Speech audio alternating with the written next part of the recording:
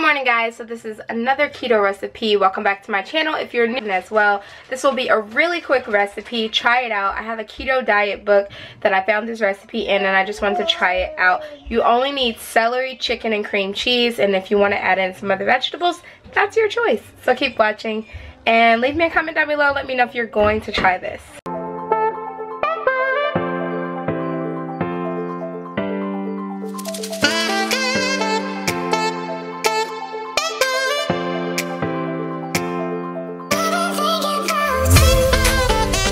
Just add it to the pan and you get the gist.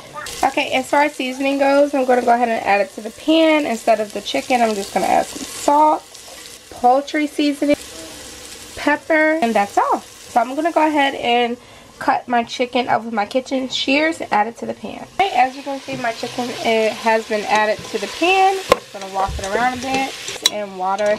And I'm actually going to be transferring this over to a crock pot, because I have to leave the house and I won't have time to watch it while it is being simmered.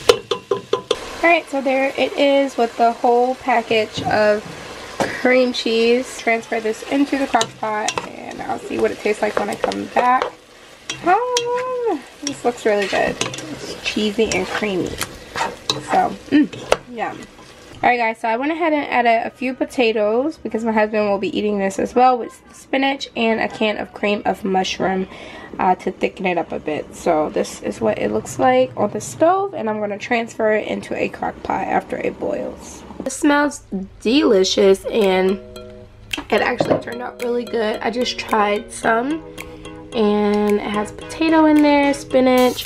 It's very creamy. There's a big chunk of piece of chicken, and this can go great over rice or as a soup, just like this. So this is what I'll be having today for my keto lunch. I hope you guys enjoyed this video and subscribe. Until next time, bye guys.